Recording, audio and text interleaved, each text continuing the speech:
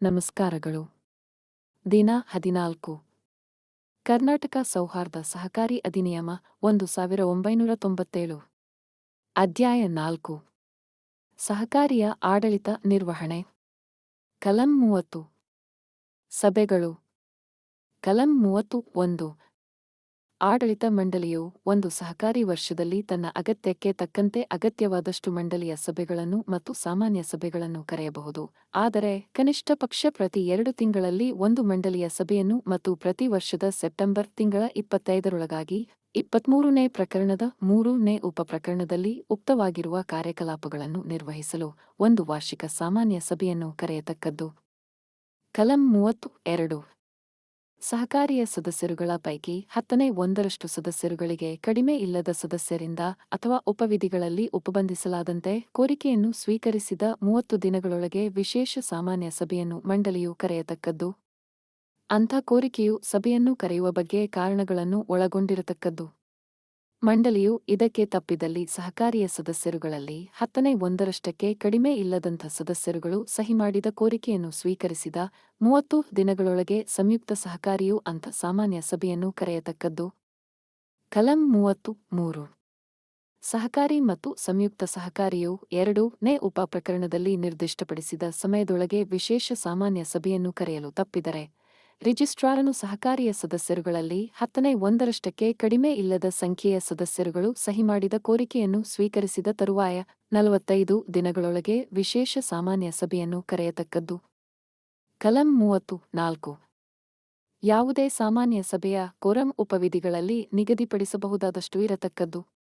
ಆದರೆ ಅಂತಹ ಕೋರಂ ಸಾಮಾನ್ಯ ನಿಕಾಯದ ಒಟ್ಟು ಮತದಾನ ಹಕ್ಕುಳ್ಳ ಸದಸ್ಯರ 10% ಅಥವಾ 1,000 ಇವೆರಡರಲ್ಲಿ ಯಾವುದೂ ಕಡಿಮೆಯೋ ಆ ಸಂಖ್ಯೆಯು ಕೋರಂ ಆಗಿರತಕ್ಕದ್ದು, ಹಾಗೂ ಪ್ರಾತಿನಿಧಿಕ ಸಾಮಾನ್ಯ ಸಭೆಯ ಕೋರಂ ಸಾಮಾನ್ಯ ನಿಕಾಯದ ಒಟ್ಟು ಮತದಾನದ ಹಕ್ಕುಳ್ಳ ಪ್ರತಿನಿಧಿಗಳ 60%ಕ್ಕಿಂತ ಕಡಿಮೆ ಇರತಕ್ಕದ್ದಲ್ಲ.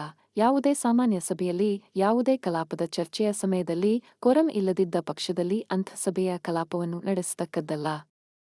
ಕಲಂ 35. ಮಂಡಳಿಯ ಸಭೆಯ ಕೋರಂ ಉಪವಿಧಿಗಳಲ್ಲಿ ನಿರ್ದಿಷ್ಟಪಡಿಸಬಹುದಾದಷ್ಟು ಇರತಕ್ಕದ್ದು.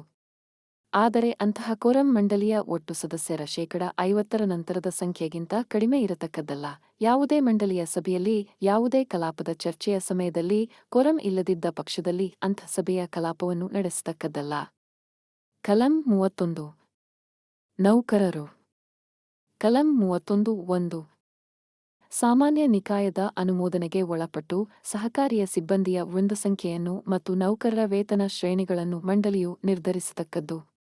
ಪರಂತು ಸಹಕಾರಿಯು ಸಾಮಾನ್ಯ ನಿಕಾಯವು ಅನುಮೋದಿಸಬಹುದಾದಂಥ ನಿಬಂಧನೆಗಳು ಮತ್ತು ಷರತ್ತುಗಳಿಗೊಳಪಟ್ಟು ಇತರ ಸಹಕಾರಿಗಳ, ಸಹಕಾರಿ ಸಂಘಗಳ, ಸಂಯುಕ್ತ ಸಹಕಾರಿಯ ಮತ್ತು ರಾಜ್ಯ ಅಥವಾ ಕೇಂದ್ರ ಸರ್ಕಾರದ ಅಥವಾ ಅವುಗಳ ಸಂಸ್ಥೆಗಳ, ಸಾರ್ವಜನಿಕ ಉದ್ದಿಮೆಗಳ ನೌಕರರ ಮತ್ತು ಅಂಥ ಇತರ ವೃತ್ತಿನಿರತ ತಜ್ಞರ ಸೇವೆಗಳನ್ನು ಎರವಲು ಪಡೆದುಕೊಳ್ಳಬಹುದು. ಕಲಂ 31(1)(a). ಸಹಕಾರಿಯ ಯಾರೇ ನೌಕರರು 53ನೇ ಪ್ರಕರಣದ 7ನೇ ಉಪಪ್ರಕರಣದ ಅಡಿಯಲ್ಲಿ ನಡೆಸಲಾದ ಕೋರ್ಸುಗಳಲ್ಲಿ ಆತನ ವೃಂದದಿಂದ ಮುಂಬಡ್ತಿಗಾಗಿ ನೇಮಿಸಿದ ಅಂಥ ಕೋರ್ಸುಗಳನ್ನು ಯಶಸ್ವಿಯಾಗಿ ಪೂರ್ಣಗೊಳಿಸಿದ ಹೊರತು ಮುಂದಿನ ಉನ್ನತ ಹುದ್ದೆಗೆ ಮುಂಬಡ್ತಿಗೊಳಿಸತಕ್ಕದ್ದಲ್ಲ. ಕಲಂ 31(2). ಮುಖ್ಯ ಕಾರ್ಯನಿರ್ವಾಹಕನು ಸಹಕಾರಿಯ ಮುಖ್ಯ ಆಡಳಿತಾಧಿಕಾರಿಯಾಗಿರತಕ್ಕದ್ದು ಮತ್ತು ಮಂಡಳಿಯ ಸಾಮಾನ್ಯ ನಿಯಂತ್ರಣ ಮತ್ತು ಮೇಲ್ವಿಚಾರಣೆಗೆ ಒಳಪಟ್ಟು. ಕಲಂ 31(2)(a). ಸಹಕಾರಿಯ ದಿನನಿತ್ಯದ ವ್ಯವಹಾರಗಳ ಪೂರ್ಣ ನಿಯಂತ್ರಣ ಮತ್ತು ಮೇಲ್ವಿಚಾರಣೆಯನ್ನು ಹೊಂದಿರತಕ್ಕದ್ದು. ಕಲಂ 31(2)(b). ಸಹಕಾರಿಯ ಪರವಾಗಿ ದಸ್ತಾವೇಜುಗಳಿಗೆ ಸಹಿ ಮಾಡತಕ್ಕದ್ದು, ಒಪ್ಪಂದ ಮತ್ತು ಕರಾರುಗಳನ್ನು ಮಾಡಿಕೊಳ್ಳತಕ್ಕದ್ದು ಮತ್ತು ದಾವೆಗಳನ್ನು ಮತ್ತು ಇತರ ಕಾನೂನು ವ್ಯವಹರಣೆಗಳನ್ನು ಹೂಡತಕ್ಕದ್ದು ಮತ್ತು ಪ್ರತಿವಾದಿಸತಕ್ಕದ್ದು. ಕಲಂ 31(2)(c). ಚೆಕ್ಕುಗಳಿಗೆ ಮತ್ತು ಇತರ ವರ್ಗಾವಣೆಯ ಲಿಖಿತ ಪತ್ರಗಳಿಗೆ ಹಿಂಬರಹ ಮಾಡಲು, ಸಹಿ ಹಾಕಲು, ವರ್ಗಾವಣೆ ಮಾಡಲು ಮತ್ತು ಬ್ಯಾಂಕಿನ ಲೆಕ್ಕದ ಖಾತೆಗಳನ್ನು ಪ್ರವರ್ತಿಸಲು ಅಧಿಕಾರಗಳನ್ನು ಹೊಂದಿರತಕ್ಕದ್ದು. ಕಲಂ 31(2)(d). ನೌಕರರ ನೇಮಕಾತಿ, ಕಾರ್ಯನಿರ್ವಹಣೆ ಮತ್ತು ಶಿಸ್ತು ಪಾಲನೆಗೆ ಸಂಬಂಧಪಟ್ಟ ವಿಷಯಗಳಲ್ಲಿ ಮಂಡಳಿಗೆ ನೆರವು ನೀಡಲು ಜವಾಬ್ದಾರನಾಗಿರತಕ್ಕದ್ದು. ಕಲಂ 31(2)(e). ಸಹಕಾರಿಯ ದಾಖಲೆಗಳನ್ನು ಮತ್ತು ಲೆಕ್ಕಪತ್ರಗಳನ್ನು ಸೂಕ್ತವಾಗಿ ನಿರ್ವಹಿಸಲು ವ್ಯವಸ್ಥೆ ಮಾಡತಕ್ಕದ್ದು. ಕಲಂ 31(2)(f). ಸಹಕಾರ ವರ್ಷ ಮುಕ್ತಾಯವಾದ 30 ದಿನಗಳೊಳಗೆ ಕರಡು ವಾರ್ಷಿಕ ವರದಿ ಮತ್ತು ಹಣಕಾಸು ವಿವರ ಪತ್ರಗಳನ್ನು ಮಂಡಳಿಯ ಅನುಮೋದನೆಗಾಗಿ ಹಾಜರುಪಡಿಸತಕ್ಕದ್ದು. ಕಲಂ 31(2)ಜಿ. ಉಪವಿಧಿಗಳಿಗನುಸಾರವಾಗಿ ಮಂಡಳಿಯ ಸಭೆಗಳನ್ನು, ಸಾಮಾನ್ಯ ಸಭೆಗಳನ್ನು ಮತ್ತು ವಿಶೇಷ ಸಾಮಾನ್ಯ ಸಭೆಗಳನ್ನು ಕರೆಯುವುದಕ್ಕೆ ನೆರವು ನೀಡತಕ್ಕದ್ದು. ಕಲಂ 31(2)ಹೆಚ್. ಕಾರ್ಯನೀತಿಗಳನ್ನು ಮತ್ತು ಕಾರ್ಯಕ್ರಮಗಳನ್ನು ರೂಪಿಸುವಲ್ಲಿ ಮಂಡಳಿಗೆ ನೆರವು ನೀಡತಕ್ಕದ್ದು. ಕಲಂ 31(2)ಐ. ಸಹಕಾರಿಯ ಕಾರ್ಯನಿರ್ವಹಣೆಯ ಮೇಲ್ವಿಚಾರಣೆಗೆ ಅವಶ್ಯಕವಾದ ಮಾಹಿತಿಯನ್ನು ಮಂಡಳಿಗೆ ಒದಗಿಸತಕ್ಕದ್ದು. ಕಲಂ 31(2)ಐ.1.